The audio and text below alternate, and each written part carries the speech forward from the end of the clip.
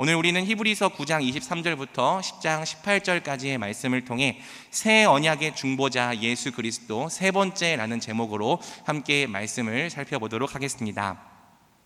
지금까지 저는 제 차례가 돌아올 때마다 히브리서를 강해하되 특별히 8장부터 10장 18절까지의 본문을 새 언약의 중보자 예수 그리스도라는 제목으로 계속 다뤄가는 중입니다. 오늘은 그 마지막 세 번째에 해당하는 날이죠. 예수님은 새 언약의 중보자가 되십니다. 중보자란 하나님과 죄인인 우리 사이를 중재하고 연결해 주시는 직분을 말하죠. 예수님은 새 언약의 중보자로서 하나님께서 새 언약 가운데 약속해 주신 모든 은혜와 유익들을 바로 우리의 것으로 전가해 주십니다. 죽은 양심이 새롭게 되는 은혜, 하나님을 인격적으로 참되게 아는 은혜, 또 죄를 영원히 용서받는 은혜, 새 언약에 약속된 모든 은혜가 다 새 언약의 중보자이신 예수님을 통해 우리의 것이 되는 거죠. 이러한 원리를 히브리서 9장과 10장은 구약의 성막과 제사 제도에 빗대어 우리에게 설명을 해줍니다. 구약의 성막과 제사 제도는 그 자체로 영적 실체가 아니라 하늘에 있는 것들의 모형, 장차 올 좋은 일들의 그림자였습니다. 그래서 실체가 오면 자연스럽게 폐하여지도록 예정된 제도들이었죠. 하지만 모형과 그림자는 보이지 않는 이 영적인 실체와 원리들을 눈에 보이는 가시적인 모습으로 표현해 준다는 특징이 있습니다. 그래서 성막과 제사 제도를 잘 살펴보면 예수님께서 우리를 위해 이루신 구원의 은혜가 무엇인지를 더욱 명확하고 구체적으로 우리가 알 수 있는 거죠. 그 중에서도 저는 지난 시간에 성막에 관하여 말씀을 나누었습니다. 이 성막은 그림에서 보는 것처럼 이 성소와 지성소로 나누어진 두 구역을 통해 성막의 가장 깊은 곳에는 하나님과의 영원한 생명의 교제가 있다는 사실을 우리에게 가르쳐 줍니다. 동시에 우리의 양심을 온전케 하는 완전한 제사의 효력이 없이는 누구도 그 영원한 생명의 교제가 있는 깊은 곳으로 들어갈 수 없음을 가르쳐 주는 거죠. 염소와 송아지의 피, 또 먹는 것과 씻는 것 등 육체의 예법으로는 죄인이 양심까지도 온전케 되어 거룩하신 하나님 앞에 나아갈 수가 없었습니다. 그러나 우리를 위해 십자가에 달리신 하나님의 아들 곧 예수 그리스도의 피는 우리의 죽은 양심까지도 깨끗하게 해서 하나님을 예배하게 한다, 하나님께 나아가게 한다고 성경은 말하는 거죠. 하물며 영원하신 성령으로 말미암아 흠없는 자기를 하나님께 드린 그리스도의 피가 어찌 너희 양심을 죽은 행실에서 깨끗하게 하고 살아계신 하나님을 섬기게 하지 못하겠느냐. 아멘.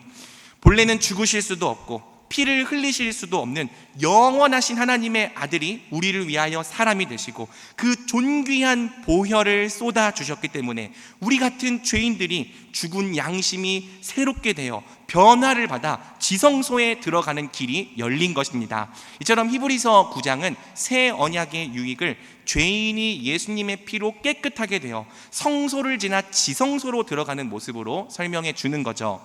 이제 오늘 우리가 주목해 볼 부분은 제사, 우리를 온전하게 하는 단 한 번의 완전하고도 영원한 제사입니다. 예수님은 새 언약의 대제사장으로서 우리를 위해 단 한 번의 완전하고도 영원한 제사를 드리셨습니다. 특별히 오늘 본문은 이 제사가 단 한 번이었다는 사실을 계속 강조하는 거죠. 단 한 번이라는 것은 이 제사가 반복되지 않는다라는 의미와 더불어서 다시 반복될 필요가 없을 만큼 완전하다, 영원하다라는 의미가 있습니다. 새 언약의 대제사장이신 예수님은 우리를 위해 어떤 제사를 드리셨습니까? 그 제사가 오늘날 우리에게 갖는 의미는 무엇입니까? 함께 오늘 본문을 통하여 살펴보도록 하겠습니다. 예수님은 구약의 대제사장들이 속죄를 위해 1년에 한 번 지성소에 들어갔던 것처럼 우리 죄를 속하기 위하여 하늘에 있는 참된 지성소로 들어가셨습니다. 히브리서 9장 24절이죠. 그리스도께서는 참것의 그림자인 손으로 만든 성소에 들어가지 아니하시고 바로 그 하늘에 들어가사 이제 우리를 위하여 하나님 앞에 나타나시고. 자, 그런데 25절에서 26절은 이 속죄가 구약의 대제사장들이 행했던 속죄와 달리 반복되지 않는다. 단 한 번뿐인 속죄다라고 말하는 거예요. 25절과 26절입니다. 대제사장이 해마다 다른 것의 피로써 성소에 들어가는 것 같이 자주 자기를 드리려고 아니하실지니 그리하면 그가 세상을 창조한 때부터 자주 고난을 받으셔야 할 것이로되 이제 자기를 단번에 제물로 드려 죄를 없이 하시려고 세상 끝에 나타나셨느니라. 구약의 대제사장들은 해마다 지성소에 들어가 속죄를 행해야 했습니다. 10장에서 보겠지만 이것은 구약의 속죄가 불완전했다는 뜻이죠. 반면 예수님의 속죄는 반복되지 않는 단 한 번뿐인 속죄입니다. 왜? 역시 10장에서 보겠지만 예수님의 속죄는 완전하고 영원하기 때문이죠. 만약 예수님의 속죄가 불완전했다면 예수님도 구약의 대제사장들과 마찬가지로 반복적으로 지성소에 들어가 속죄를 행하셔야 했을 것입니다. 그러기 위해서 예수님은 반복적으로 이 땅에 나셔야 했을 거고요, 반복적으로 고난을 받아 죽으셔야 했겠죠. 하지만 예수님은 자기를 단번에 제물로 드려 죄를 없이 하시려고 세상 끝에 단 한 번만 나타나셨습니다. 왜? 이는 예수님께서 단번에 드리신 제사가 완전하고 영원했다는 뜻이에요. 반복될 필요가 없고 반복될 수도 없었다는 뜻이죠.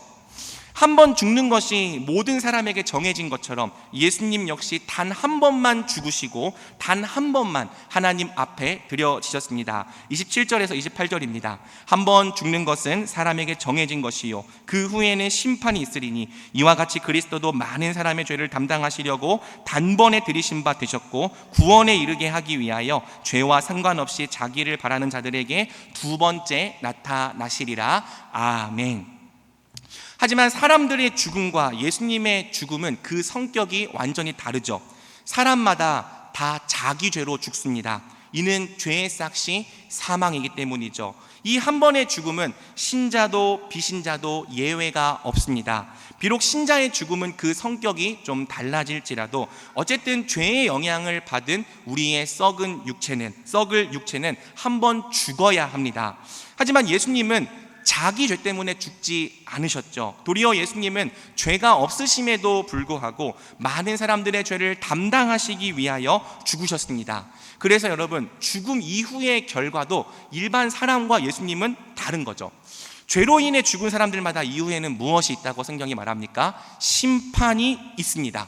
죄의 책임은 무겁고 강력하여서 단지 육체의 죽음만으로 끝나지 않고 심판, 성경이 둘째 사망이라 부르는 영원한 죽음으로까지 이어지는 거죠. 반면 예수님은 죽으신 뒤에 심판을 받지 않으십니다.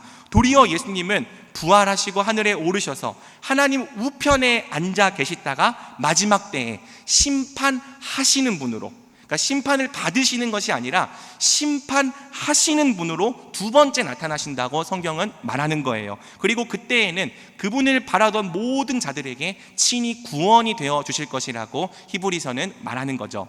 그렇습니다. 우리 예수님은 죄를 없애시려고 단 한 번 세상에 나타나시고 단 한 번 우리를 위하여 죽으셨습니다. 그러나 이 단 한 번의 죽음이 한 번 죽은 후로도 여전히 심판을 받아야 하는 우리의 영원한 운명을 바꿔놓게 된 거죠. 예수님께서 이루신 이 단 한 번의 완전하고도 영원한 속죄가 우리로 심판에 이르지 아니하고 영원한 구원을 얻게 한 것입니다. 사랑하는 성도 여러분, 우리 인간의 가장 큰 문제가 무엇이겠습니까? 돈 문제입니까? 물론 그것도 큰 문제입니다. 사실 저를 비롯해서 우리 모두에게 돈은 굉장히 크고도 중요한 문제죠. 아프지 않고 오래 사는 것이니까 그것도 큰 문제입니다. 특히 투병 중에 계신 우리 환우분들께는 이 문제가 너무나도 간절한 문제죠. 고통이나 괴로운 일 없이 무탈하게 사는 것이니까 그것도 큰 문제입니다. 하는 일들마다 형통하게 되는 것이니까 그것도 큰 문제입니다. 작은 문제는 아니죠. 우리가 그 문제들에 관심이 있는 것처럼 하나님께서도 그러한 문제들에 관심이 있으십니다. 하지만 성경이 처음부터 끝까지 일관되게 말하는 인간의 가장 큰 문제는 사실 그러한 것들이 아니죠. 우리가 자주 망각하고 또 현실의 마음을 빼앗겨 별로 대수롭지 않게 여겨서 그렇지, 사실은 한 번 죽는 것이 모든 사람에게 정해져 있고 그 후에는 심판이 있다는 것이 우리 인간에게 가장 시급하고도 중요한 문제인 것입니다. 예수님의 말씀처럼 만일 사람이 온 천하를 다 얻고도 자기 목숨을 잃어버린다면 무엇이 유익하겠냐는 거예요. 만약 우리가 이 땅에서 모든 걸 다 갖고 모든 것을 다 누리며 살았을지라도 최후 심판대 위에서 우리의 영혼을 영원히 잃어버리게 된다면 이 생에서의 자랑이 아무 쓸모도 없고 유익도 없게 될 거라는 거죠. 물론 이 땅에서의 시간도 의미가 있고 소중합니다. 그래서 아무렇게나 막 살면 안 되고요, 여러 가지 의미에서 잘 살아야 합니다. 하지만 우리가 장차 영원히 살 거라는 영원의 관점에서 보면 이 땅에서의 삶은 잠시 스쳐 지나가는 나그네로서의 시간일 뿐인 거죠. 이 땅에서 우리가 무엇을 가졌고 무엇을 이루었든지 우리는 그것들을 다 놓고 갈 것입니다. 단 하나도 가져가지 못할 것입니다. 우리에게는 모두 한 번의 죽음이 정해져 있습니다. 그리고 그 죽음 뒤에는 하나님의 엄중하고도 공의로운 심판이 기다리고 있죠. 그러므로 제가 성도님들께 묻습니다. 여러분은 그 죽음의 문제를 해결하셨습니까? 그 심판의 문제를, 영원의 문제를 정말 해결하셨습니까? 전도 폭발의 이 한 질문처럼 당장 오늘 이 밤에 죽는다 해도 천국에 들어갈 확신이, 최후 심판대 위에서 영생을 선언받을 확신이 있으십니까? 만약 이 문제가 해결되지 않았다면요, 지금 우리는 다른 문제를 고민할 때가 아닌 거죠. 가장 중요하고도 시급한 영혼의 문제가 해결되지 않았는데 어째서 그보다 훨씬 덜 중요한 다른 일들부터 고민할 수 있겠냐는 거예요. 심지어 어떤 분들은요, 기독교를 믿는다고 말하지만 죽음 뒤에는 아무것도 없다, 그저 우리의 존재가 끝날 뿐이다 라고 말씀하십니다. 하지만 그렇지 않아요. 우리 히브리서 9장 20절 한 목소리로 다시 한번 함께 읽어보겠습니다. 한 번 죽는 것은 사람에게 정해진 것이요 그 후에는 심판이 있으리니. 아멘.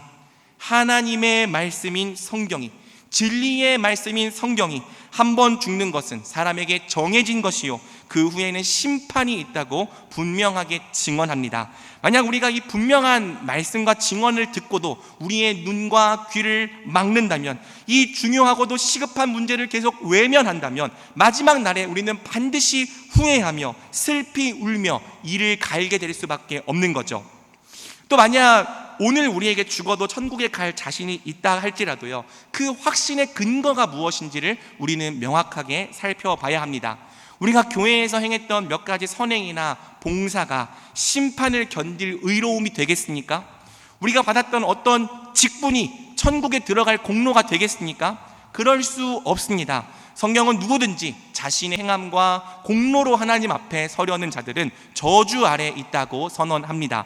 확신하건대 만약 내가 오늘 죽어도 천국에 갈 수 있다 말하는 근거가 내가 행했던 몇 가지 선행이나 종교적인 자격, 공로에 있다면 우리는 아직 이 중요하고 시급한 문제를 해결하지 못한 것이 분명한 거죠. 성경은 율법의 행위로는 아무도 하나님 앞에서 의롭다 함을 받을 수 없다 분명히 증언하기 때문입니다. 그렇다면 우리가 이 문제를 어떻게 해결할 수 있겠습니까? 오직 무엇을 근거로 심판날에도 우리가 의롭게 설 것을 확신할 수 있겠습니까? 딱 하나, 오직 예수 그리스도의 죽음으로 이루어진 이 완전하고도 영원한 제사, 십자가를 믿는 믿음뿐인 줄 믿습니다. 그날에는 오직 예수 그리스도의 십자가를 내 십자가로 받아들인 사람만이 하나님 앞에서 의롭다함을 받을 것입니다. 자기 행위나 공로를 의지하지 않고 오직 가난한 마음으로 십자가를 바라보았던 사람들만이 심판을 통과하여 구원을 받을 것입니다. 오직 예수님께서 우리를 위하여 죽으신 단 한 번의 죽음, 십자가만이 우리의 죽음과 영원한 심판의 문제를 해결합니다. 그러므로 우리는 예수님을 정말 나의 유일한 구원의 길로 믿고 있는지, 특히 예수님께서 이루신 이 한 번의 완전하고도 영원한 제사, 십자가를 정말 알고 있는지, 십자가를 정말 믿고 있는지, 십자가를 정말 깨닫고 있는지 점검해 봐야 하는 거죠. 그렇다면 여러분, 십자가가 무엇입니까? 왜 오직 십자가만 우리를 구원할 수 있습니까? 히브리서 10장은 이제 이 완전하고도 영원한 예수님의 십자가 제사를 구약의 제사와 비교하면서 설명해 나갑니다. 먼저 히브리서는 율법에 속한 구약의 제사가 정말로 우리의 죄를 용서하는 참 실제의 제사가 아니라 장차 올 진정한 제사의 모형이었다고 말하는 거죠. 우리 1절 말씀 함께 읽어보겠습니다. 율법은 장차 올 참 형상이 아니므로 해마다 늘 드리는 같은 제사로는 나아오는 자를 언제나 온전하게 할 수 없느니라. 개역개정 성경은 끝 문장을 언제나 온전하게 할 수 없느니라로 번역해서 마치 구약의 제사도 부분적으로는 사람을 온전케 할 수 있었던 것처럼 보이지만 원문을 직역하면 절대로 온전하게 할 수 없다입니다. 해마다 늘 드리는 같은 제사로는 나아오는 자들을 절대로 온전하게 할 수 없다, 죄에서 벗어나게 할 수 없다라는 것이 1절의 선언이죠. 그 증거가 2절입니다. 그렇지 아니하면 섬기는 자들이 단번에 정결하게 되어 다시는 죄를 깨닫는 일이 없으리니 어찌 제사 드리는 일을 그치지 아니하였으리요. 만약 구약의 제사가 정말 죄를 제거하는 능력 있는 제사였다면 제사 드리는 자들이 단번에 정결하게 되어버렸을 거예요. 그럼 다시는 죄의 문제로 고민하거나 아파할 일도 없었겠죠. 그러면 제사를요 2번, 3번 반복해서 드릴 필요가 없었을 것입니다. 하지만 구약의 제사는요 해마다 반복해서 드려졌죠. 왜? 무슨 뜻입니까? 짐승의 피로 이 드리는 제사 자체에는요 죄를 제거하는 능력이 없었다는 거예요. 4절입니다. 이는 황소와 염소의 피가 능히 죄를 없이 하지 못함이라. 그럼 죄를 제거하지도 못하는 이 능력 없는 제사를 왜 구약 시대에는 매해 반복해서 드렸는가? 그게 2가지 이유가 있습니다. 첫째는 모형을 통해 실체를 믿게 하려는 이유였어요. 비록 짐승의 피로 드리는 제사에는 죄를 사하는 능력이 없을지라도 구약의 백성들은 이 제사라는 모형을 통해 장차 오실 예수님을 예표론적으로 믿었던 거죠. 구약의 백성들 역시 짐승의 피로 죄를 용서받은 것이 아니라 이 제사가 가리키던 실체 예수님의 피로 죄사함을 받는 것입니다. 자, 2번째 이유는 3절이 말해줍니다. 그러나 이 제사들에는 해마다 죄를 기억하게 하는 것이 있나니. 우리는 사실 제사를 성경 말씀 속에서만 보기 때문에 이 제사가 얼마나 끔찍한 행위인지 이 체감으로 느끼기가 어렵습니다. 하지만 제사를 드린다는 것은 굉장히 끔찍한 장면을 보는 거죠. 제물이 나를 위하여 피를 철철 쏟는 모습을, 또 그 제물이 하나님 앞에서 불로 태워져 드려지는 모습을 보는 것입니다. 매우 강렬한 장면일 수밖에 없죠. 구약의 제사는 해마다 죄를 기억하게 한다. 구약의 백성들은 제사를 드릴 때마다 우리는 죄인이고 우리 죄가 사함받기 위해서는 이처럼 어떤 생명이 피를 흘려 죽어야 한다는 사실을 계속 상기해야 했던 거예요. 구약의 백성들은 이토록 중요한 대속의 진리를 약속된 구속자가 오실 때까지 매해 짐승의 죽음을 보며 기억하고 마음에 새기고 연습했던 거죠. 하지만 아무리 강렬한 장면도요 계속 보다 보면 무뎌지는 법입니다. 제사를 계속 드리다 보니까요 예전처럼 그 인상이 강렬하지 않은 거죠. 그러다 보니까요 점점 제사가 아무런 감흥 없이 그저 습관적으로 행하는 종교의식이 되어 갔던 거예요. 이사야의 지적처럼 구약의 백성들이 무수히 많은 제사를 드리면서도요 죄를 아파하지 않는 거죠. 내 죄 때문에 짐승이 죽는 모습을 보면서도 내가 죄인이라는 사실에, 오늘도 죄를 지었다는 사실에 아파하지 않는 거예요. 아파하지 않을 뿐 아니라 범죄를 멈추지 않고 악에서 조금도 떠나지 않는 거죠. 분명 제사는 죄를 제거하고 제사 드리는 자들을 온전하게 해야 하는데 아무리 제사를 드리고 또 드려도 죄에서 떠나는 일과 양심이 온전케 되는 일과 삶이 거룩하게 변화되어 가는 일들이 일어나지 않는 겁니다. 말 그대로 제사가 점점 죽은 종교의식이 되어 갔던 거죠. 그래서 사랑하는 여러분, 이 땅에 오신 예수님께서 이렇게 말씀하시는 겁니다. 우리 5절에서 7절 말씀을 함께 한 목소리로 읽어보겠습니다. 그러므로 주께서 세상에 임하실 때에 이르시되 하나님이 제사와 예물을 원하지 아니하시고 오직 나를 위하여 한 몸을 예비하셨도다. 번제와 기뻐하지 아니하시나니 이에 내가 말하기를 하나님이여 보시옵소서. 두루마리 책에 나를 가리켜 기록된 것과 같이 하나님의 뜻을 행하러 왔나이다 하셨느니라. 아멘. 이 말씀은 원래 시편의 다윗이 기록한 시인데요, 히브리서 저자는 이 말씀을 예수님께서 하신 말씀으로 연결하여 해석합니다. 세상에 오신 예수님께서 말씀하십니다. 하나님은 제사와 예물을 원하지 않으십니다. 번제와 속죄제를 기뻐하지 않으십니다. 왜? 항소와 염소의 피로 드리는 제사로는 죄의 문제가 해결되지 않기 때문이죠. 8절은 말합니다. 이는 다 율법을 따라 드리는 것이니라.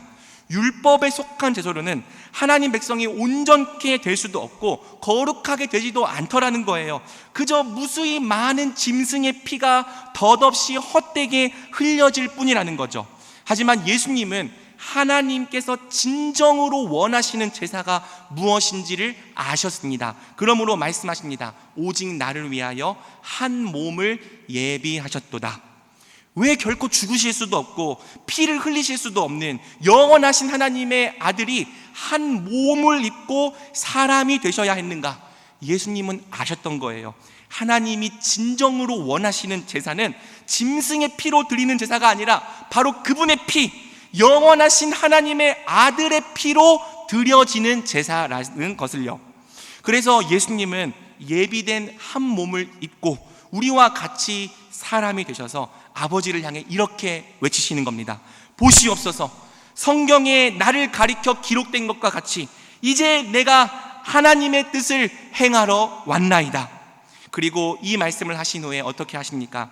손과 발이 십자가에 못 박히고 또 창에 의하여 그분의 옆구리를 찔리신 거죠. 모든 물과 피를 다 쏟으시고 죽으신 것입니다. 예수님은 이 뜻을 따라 자기 몸을 십자가 위에서 단번에 들이셨습니다. 10절은 이 단번에 들이심이 우리를 거룩하게 했다라고 말하는 거죠. 우리 10절을 같이 읽습니다. 이 뜻을 따라 예수 그리스도의 몸을 단번에 들이심으로 말미암아 우리가 거룩함을 얻었노라. 아멘. 거룩함을 얻을 것이다, 얻어가는 중이다, 아닙니다. 거룩함을 얻었다예요. 예수님께서 단번에 그분의 몸을 들이실 때 그분 안에 있는 우리가 단번에 거룩함을 얻은 것이죠. 그렇습니다. 사랑하는 여러분, 왜 꼭 십자가여야 했습니까? 왜 십자가가 아니고서는 우리가 구원받을 수 없는 것입니까? 이는 오직 하나님의 아들의 피로 드려진 제사만이 우리의 죄를 영원히 사하고 우리를 죄로부터 온전히 거룩하게 하기 때문입니다. 하나님이 우리를 심판하지 않으시려면, 더 나아가 우리를 그분의 자녀로 삼으시고 우리와 영원히 함께 하시려면요, 우리 죄의 문제가 해결되어야 합니다. 우리가 죄인인 채로는 단 한순간도 하나님과 함께 할 수 없는 거죠. 그런데 문제는 도대체 우리가 무엇으로 우리 죄의 문제를 해결할 수 있냐는 거예요. 선행을 좀 한다고 죄가 해결되겠습니까? 종교적인 열심과 정성을 좀 드린다고 우리의 죄가 사라지겠습니까? 기도를 많이 하거나 스스로를 고통스럽게 한다고 해서 우리의 죄가 제거되겠습니까? 아니에요. 우리의 죄는 고작 몇 가지 선행이나 종교적인 노력으로 제거될 수준이 아닙니다. 스스로를 조금 괴롭게 한다고 해서 탕감될 수준이 아닙니다. 아까 말한 것처럼 하나님께서 처음부터 정하신 죄의 싹은 사망입니다. 그렇기 때문에 죄는요, 오직 사망이라는 형벌로만 해결되는 거예요. 우리가 만들거나 우리가 고안한 방법으로, 우리가 생각하기에 좋은 방법으로 우리 죄의 문제를 해결할 수 없다는 거죠. 하나님이 정하신 죄의 싹은 치러져야 합니다. 하나님은 공의로우시기 때문에 우리의 죄를 아무 형벌 없이 그냥 없었던 일로 만드실 수 없으십니다. 그렇다면요, 우리는 우리 자신의 죽음으로 죄의 삭을 치르든지 아니면 하나님이 정하신 대속의 원리를 따라서 누군가가 우리를 위해 대신 죽어주기를 기대할 수밖에 없는 거죠. 그런데 여러분, 무한하신 하나님을 향하여 지은 죄는 똑같이 무한하기 때문에 겨우 짐승 따위의 죽음으로는 이 죄의 삭이 치러질 수가 없는 겁니다. 사람의 죄값이 해결되려면 적어도 사람은 죽어야 하는 거죠.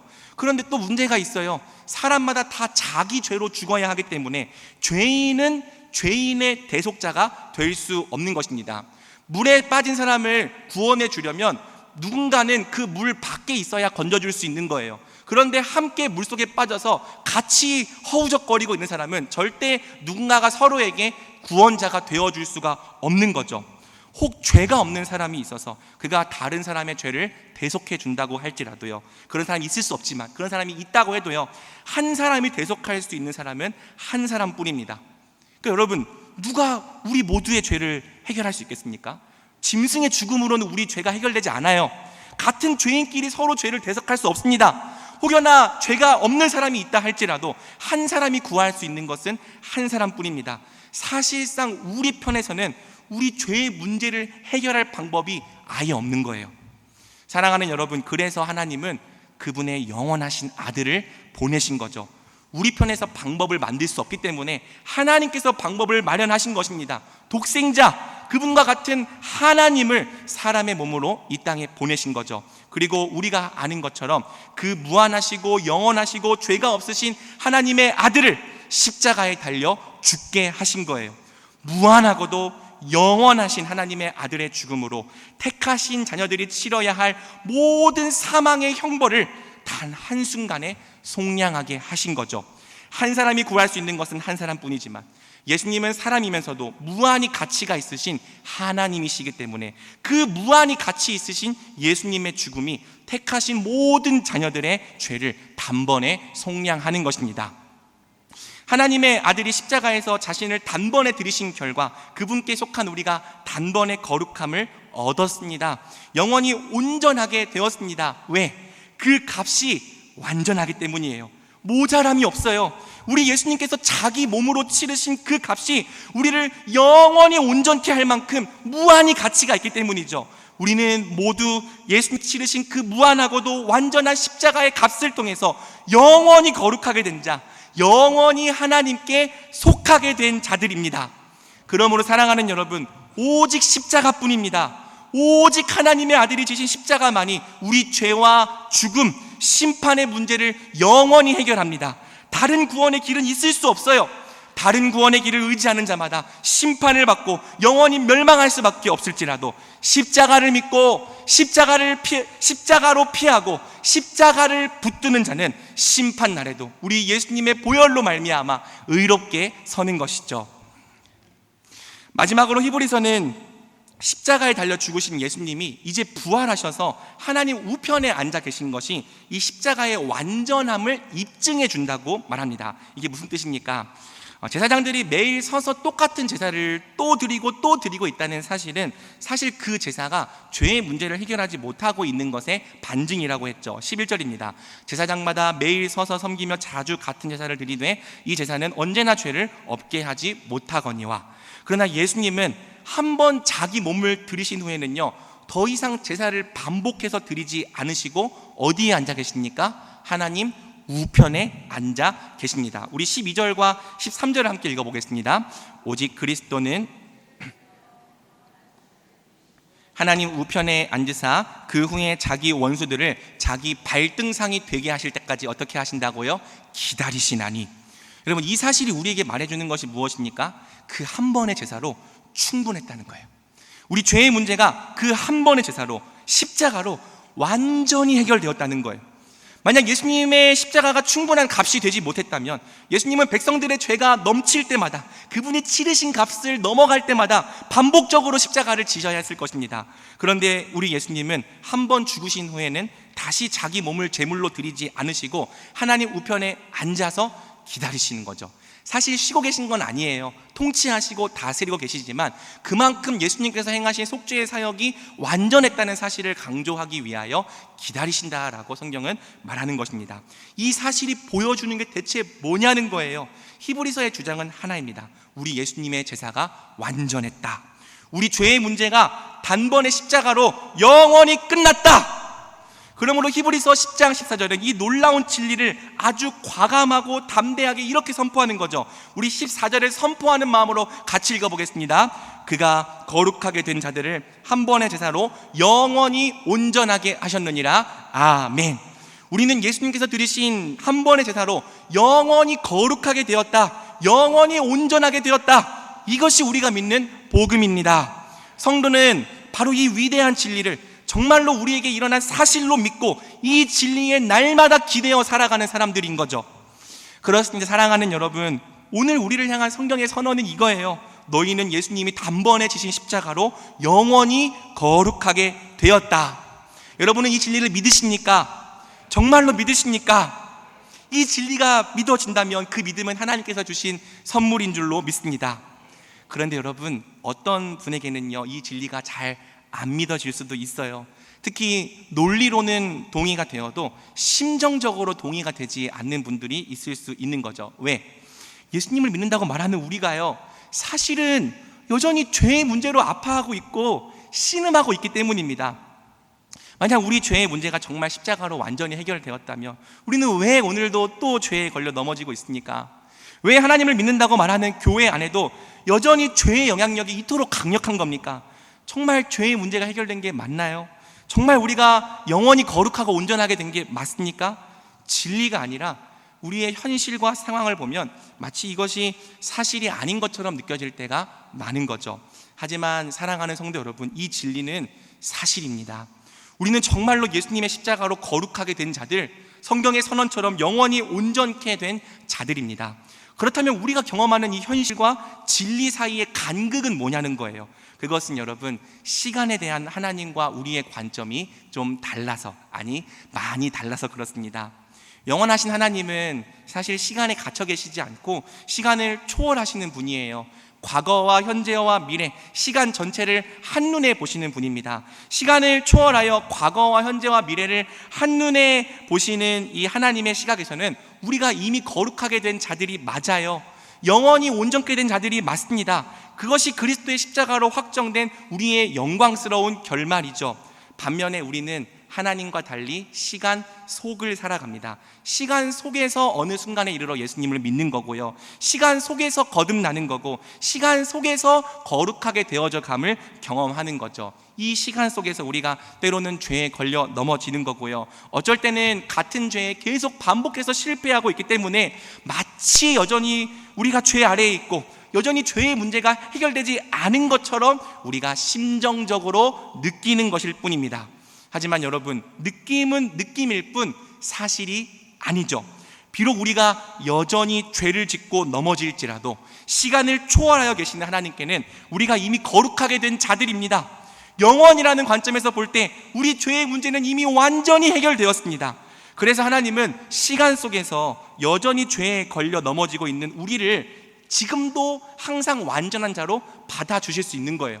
우리가 완전한 자가 아니라면 지금은 받아주실 수 없겠죠. 나중에 때가 돼서 완전해지면 받아주시겠죠. 하지만 그렇지 않습니다. 하나님은 시간 속에 있는 우리를 여전히 이 하나님 안에 있는 이 완전한 자로서 받아주시는 거예요. 거룩해진 자들로 인정해 주시는 거죠. 그것이 우리가 믿는 칭의 아닙니까? 이 이유 때문에 여전히 죄를 범하는 죄인임에도 불구하고 이미 온전하게 된 자로서, 이미 의롭게 된 자로서 우리가 날마다 거룩하신 하나님과 사랑의 교제를 나눌 수 있는 거죠. 죄의 문제는 이미 해결되었고 우리의 죄 역시 영원히 사해졌지만 우리는 이 완성된 구원을 시간 속에서 이미와 아직으로 경험합니다. 그래서 우리가 이미 거룩하게 되었다, 영원히 온전하게 되었다는 성경의 선언과 오늘 우리가 경험하는 현실 사이에 항상 간극이 있는 거예요. 그럼 어떻게 해야 합니까? 이 간극을 넘기 위해서 하나님께서 주신 놀라운 선물이 있는 거죠. 그게 무엇입니까? 바로 믿음인 거예요. 시간 속에 갇혀서 현재밖에 보지 못하는 우리가 시간을 초월해서 마치 하나님처럼 영원의 관점에서 우리 자신을 바라볼 수 있는 유일한 방법, 바로 믿음입니다. 하나님께서 이미 완성하셨다 말씀하신 우리의 구원을, 이미 해결하셨다 말씀하신 우리 죄의 문제를 정말로 그러하다 라고 믿음으로 받아들이는 거죠. 비록 오늘이라는 시간 속에서 우리는 또 죄에 걸려 넘어졌을지라도, 비록 오늘이라는 시간 속에서 우리가 또 우리 자신의 연약함에 신음하고 있을지라도, 비록 오늘이라는 이 시간 속에서 우리가 또 실패하고 있을지라도 내 죄의 문제가 십자가로 완전히 해결되었다, 네가 이미 영원히 거룩하고 온전하게 되었다 말씀하시는 하나님의 이 선언을 우리가 믿음으로 받아들이는 것입니다. 그 진리가 우리의 존재를 향한 가장 올바른 진리임을 날마다 믿음으로 수납하며 살아가는 겁니다. 우리가 이미 하나님 안에서 거룩하게 되었음을, 영원히 온전케 되었음을, 그것이 우리의 확정된 결말이요 변화된 존재임을 끊임없이 믿음으로 그렇게 여기며 살아가는 것입니다. 실제로 그렇지 않은데 스스로를 속이기 위해 암시를 걸라는 뜻이 아니에요. 오히려 그것이 예수님 안에서 정말로 이루어진 사실이기 때문에, 우리가 정말 십자가로 말미암아 단번에 거룩함을 이미 얻었기 때문에 그리스도 안에서 이미 우리에게 이루어진 사실들을 끊임없이 생각하고 묵상하고 그것이 우리에게 유일한 진리임을 끊임없이 그렇게 여기며 살아가라는 것이죠. 그가 거룩하게 된 자들을 한 번의 제사로 영원히 온전하게 하셨느니라. 이 말씀만이 우리를 향한 유일한 진리임을 날마다 우리의 입술로 고백하고 선포하라는 것입니다. 사랑하는 여러분, 이 말씀이 오늘 우리에게 이루어진 유일한 사실이자 가장 올바른 진리임을 굳게 믿으시길 바랍니다. 믿음으로 확신하시길 바라요. 우리가 예수님의 그 완전하고도 영원하신 십자가를 통해 이미 영원히 거룩하게 되었습니다. 아무도 이 구원을 빼앗아갈 수 없어요. 오늘 우리 안에 이미 시작된 하나님의 구원은 마침내 그리스도의 날에 이르러 영원히 완성될 것입니다. 우리는 너무나도 확실하고 결코 변할 수 없는 이 영광스러운 미래를 이미 우리의 손에 거머쥐고 있는 사람들입니다. 그렇다면요, 이제 죄를 향한 우리의 태도 역시 달라져야 하겠죠. 비록 죄의 문제에 대해서는 우리가 심히 아파하며 피 흘리기까지 싸울지라도 마치 우리가 여전히 죄의 권세 아래에 있는 것처럼 심하게 좌절하고 죄책감에 빠져 사는 일은 더 이상 우리에게 있을 수 없는 겁니다. 여러분, 보이지 않으십니까? 우리 죄를 이미 십자가로 완전히 속량하시고 이제는 하나님 우편에 앉아 계신 우리 예수님의 모습이 보이지 않으십니까? 장차 이 땅에서의 경주를 다 마치고 마침내 그리스도와 함께 영광을 누리고 있는 우리의 완성된 모습이, 예수님의 십자가가 우리 죄의 문제를 이미 해결했기 때문에 우리는 날마다 죄에 대하여 죽고 의에 대하여 살게 될 것을 믿음으로 확신할 수 있는 거죠. 혹시 오늘 우리가 또 넘어졌을지라도 거룩함을 향해 점점 자라가다가 마침내 영광스럽게 완성될 것을 매일 믿음으로 선포하며 살 수 있는 것입니다. 이 믿음이 있을 때 우리는 7번 넘어져도, 아니 7번씩 70번 넘어진다 해도 다시 일어나서 죄와 싸우고 거룩함을 향해 힘차게 자라갈 수 있는 거죠. 또 이 진리를 믿는다면 이제 하나님과의 관계도 달라질 것입니다. 죄책감에 빠져서 하나님을 찾지도 부르지도 못하는 모습은 우리에게 어울리지 않습니다. 보이지 않습니까? 우리를 향해 너는 거룩하다, 너는 이미 예수 그리스도 안에서 온전하다 말씀하시는 우리 하나님의 얼굴이, 우리를 향한 그 하나님의 사랑스러운 얼굴이 보이지 않으십니까? 또 보이지 않으십니까? 우리를 위하여 휘장 가운데로 열려있는 새로운 살 길이, 예수님의 피를 힘입어 날마다 하나님이 계신 지성소로 담대하게 나아갈 길이. 그렇다면요, 우리는요 언제나 어떤 경우에도 살아계신 하나님 앞에 담대히 나아갈 수 있는 겁니다. 무슨 죄를 지었든지, 얼마나 큰 죄를 지었든지 상관없습니다. 얼마나 많이 넘어졌고 얼마나 많이 깨어졌든지 관계없습니다. 우리는 우리를 이미 거룩하게 하신 예수님의 피를 힘입어 언제나 휘장을 지나 살아계신 하나님의 품으로 담대히 나아갈 수 있는 자들입니다. 이미 온전케 된 자로서 언제나 하나님의 품 안에 안기고 언제나 하나님의 사랑과 은혜의 복을 충만히 누릴 수 있는 자들입니다. 이것이 우리 예수님의 십자가가 바꿔놓은 우리의 인생인 거예요. 그가 거룩하게 된 자들을 한 번의 제사로 영원히 온전하게 하셨느니라. 십자가의 능력을 믿는 우리는 예수님께서 이미 완성하신 구원을 근거로 날마다 하나님과 화평을 누리며 죄와 힘있게 싸우는 삶을 살아나가는 거죠. 말씀 맺겠습니다. 히브리서 10장 17절과 18절은 다음과 같이 말합니다. 또 그들의 죄와 그들의 불법을 내가 다시 기억하지 아니하리라 하셨으니 이것들을 사하셨은즉 다시 죄를 위하여 제사 드릴 것이 없느니라. 아멘. 내가 그들의 죄와 그들의 불법을 다시는 기억하지 아니하리라. 사랑하는 여러분, 이것이 오늘 우리를 향한 하나님의 선포입니다. 더 이상의 제사가 필요하지 않아요. 우리 죄의 문제는 이미 십자가로 해결되었습니다. 그 구원은 완전하고 영원합니다. 그렇다면 이제 우리가 할 일은 예수님께서 이미 완성하신 구원을 믿고 날마다 십자가 위에 굳게 서서 살아가는 일일 뿐입니다. 예수님께서 이미 완성하신 구원은 오늘 시간 속에서 우리를 점점 거룩하게 하다가 마침내 가장 영광스러운 모습으로 우리를 완성하게 할 것입니다. 그러므로 어떤 경우에도 낙심하지 말고 믿음의 주요 온전하게 하시는 이인 예수님만 바라보며 살아갑시다. 십자가를 믿고 십자가를 의지하는 우리 대전중앙교회 위에 언제나 복음의 능력과 감격이 충만하기를 우리 예수님의 이름으로 축복합니다. 아멘. 우리 찬양합니다.